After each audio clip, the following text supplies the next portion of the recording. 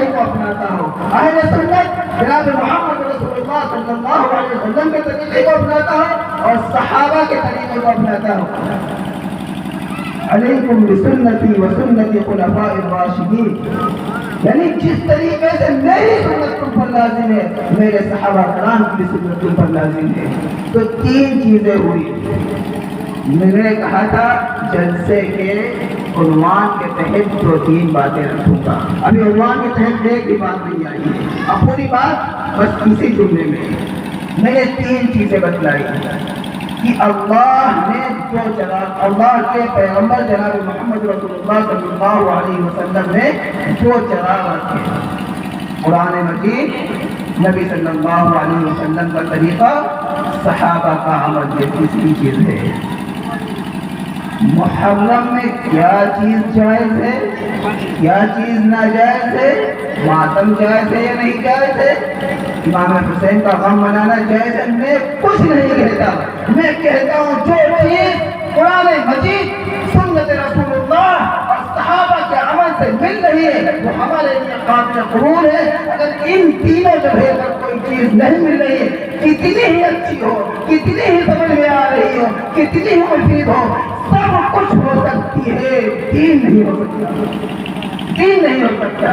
اس لیے ہم اپنے ہر عمل کو ان تینوں جگہوں پر ٹٹولیں، کیا اس سے میچ کھا رہا ہے؟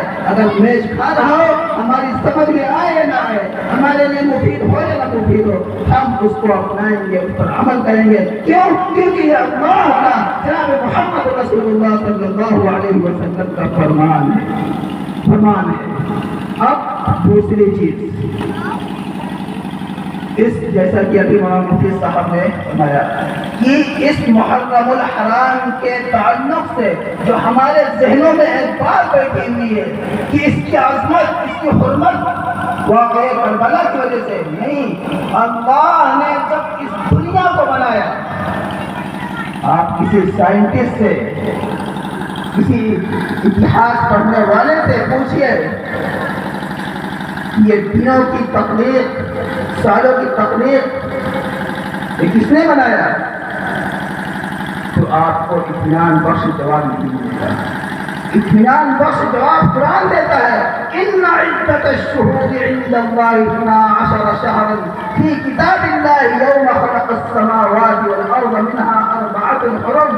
جب اللہ نے اس دنیا کو پیدا کیا، جو دنیا آسمان اور زمین کے تمام چیزوں کو پیدا کیا اور دنوں کو بھی مقرر کیا، ہفتوں کو بھی مقرر کیا، مہینوں کو بھی مقرر کیا، سالوں کو بھی مقرر کیا، ان سال میں منہا 4 حرم، 4 مہینے کو افضل بتایا، حرمت والے بتائے۔ وہ 4 مہینے کون ہیں؟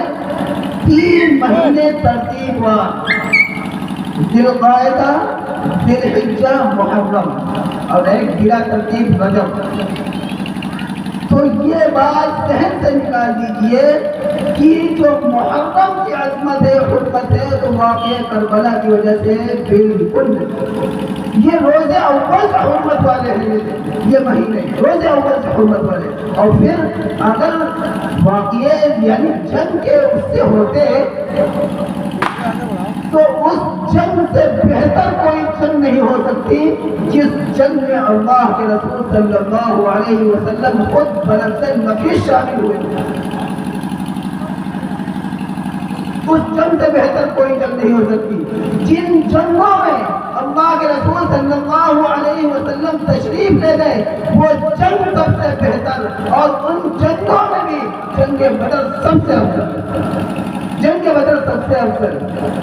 اور جب جنگ بدر سب سے افضل ہے تو جنگ کربلا کے مقام تک نہیں پہنچ سکتی۔ اب میں ایک بہت بڑی بات کہہ رہا ہوں اور بہت ذمہ داری کے ساتھ کہہ رہا ہوں، حضرت حسین کی شہادت بہت افضل ہے، بہت افضل ہے، بہت افضل ہے، لیکن جو صحابہ جنگ بدر میں شہید ہوئے ان سے ان کی شہادت چھوٹی ہے، چھوٹی ہے، چھوٹی ہے۔